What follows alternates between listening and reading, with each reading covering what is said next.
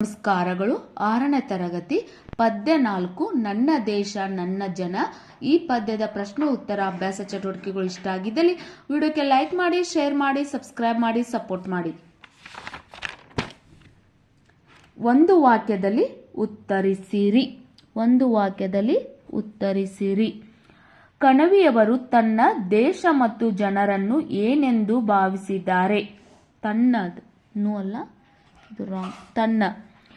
ಕಣವಿಯವರು ತನ್ನ ದೇಶ ಮತ್ತು ಜನರನ್ನು ಮಾನ ಮತ್ತು ಪ್ರಾಣ ಎಂದು ಭಾವಿಸಿದ್ದಾರೆ.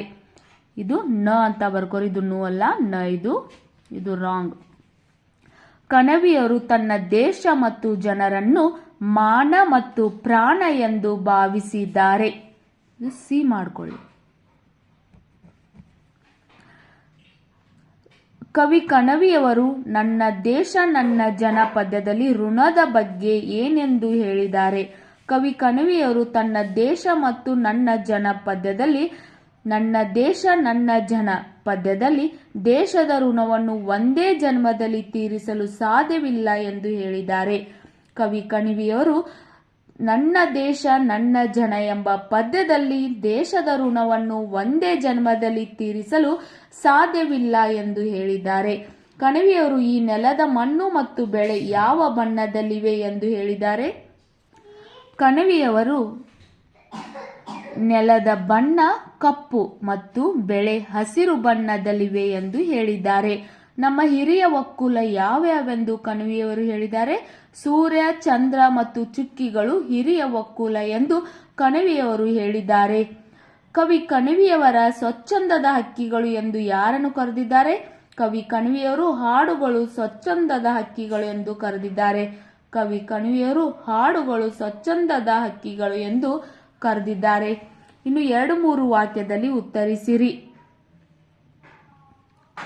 ಭಾರತ ದೇಶದ ವೈವಿಧ್ಯತೆಯನ್ನು ಕವಿ ಕಣವಿ ಹೇಗೆ ಬಣ್ಣಿಸಿದ್ದಾರೆ?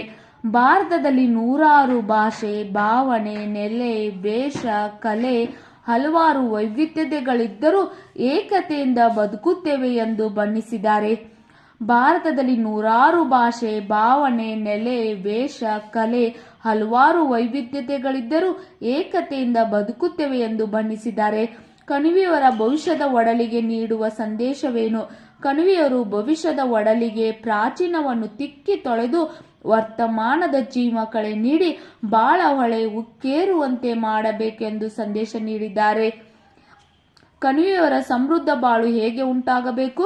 ನಮ್ಮ ದೇಶದ ಬಗ್ಗೆ ಪ್ರೀತಿ ಇಲ್ಲದವರಲ್ಲೂ ನಾವು ದೇಶಾಭಿಮಾನ ಮೂಡಿಸಿ ದೇಶದ ಏಳಿಗೆಗಾಗಿ ಹಗಲಿರುಳು ಶ್ರಮಿಸುವಂತೆ ಮಾಡಬೇಕು, ಬಾಳು ಸಮೃದ್ಧವಾಗುವಂತೆ ಮಾಡಬೇಕೆಂದು ಕವಿ ಹೇಳಿದ್ದಾರೆ.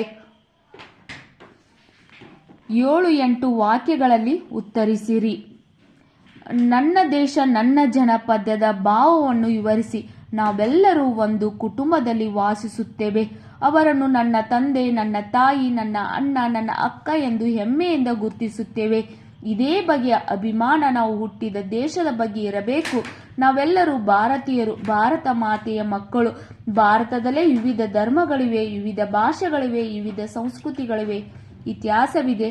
ಆದ ಕಾರಣ ಪ್ರತಿಯೊಬ್ಬರಿಗೂ ತನ್ನ ದೇಶದ ಬಗ್ಗೆ ಅಭಿಮಾನ ಇರಬೇಕು.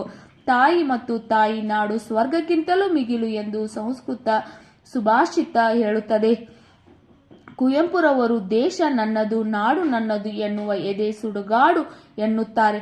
ದೇಶ ನನ್ನದು, ನಾಡು ನನ್ನದು ಎನ್ನುವ ಎದೆ ಎನ್ನದ ಎದೆ ಸುಡುಗಾಡು ಎನ್ನುತ್ತಾರೆ. ಇಲ್ಲಿ ಕವಿ ಈ ದೇಶವನ್ನು ವರ್ಣಿಸಿ ದೇಶಭಕ್ತಿಯನ್ನು ಮೆರೆದಿದ್ದಾರೆ. ಅಂದ್ರೆ ದೇಶ ನನ್ನದು, ನಾಡು ನನ್ನದು ಎನ್ನದೇ ಇರುವಂತವ್ರ ಅರ್ಥ ಇದು. ಎನ್ನುವುದು ಅಲ್ಲದೆ ಎನ್ನದ ಎದೆ ಸುಡುಗಾಡು ಎನ್ನುತ್ತಾರೆ. ಇಲ್ಲಿ ಕವಿ ಎನ್ನದ ಎದೆ ಅಂದ್ರೆ ನನ್ನ ದೇಶ ನನ್ನ ಜನ ಎಂಬ ಭಾವನೆ ಇರಬೇಕು. ಎನ್ನದೇ ಇರುವಂತ ಎದೆ ಸುಡುಗಾಡು ಎನ್ನುತ್ತಾರೆ. ಇಲ್ಲಿ ಕವಿ ಈ ದೇಶವನ್ನು ವರ್ಣಿಸಿ ದೇಶಭಕ್ತಿಯನ್ನು ಮೆರೆದಿದ್ದಾರೆ. ವಿರುದ್ಧಾರ್ಥಕ ಪದಗಳನ್ನು ಬರೆಯಿರಿ.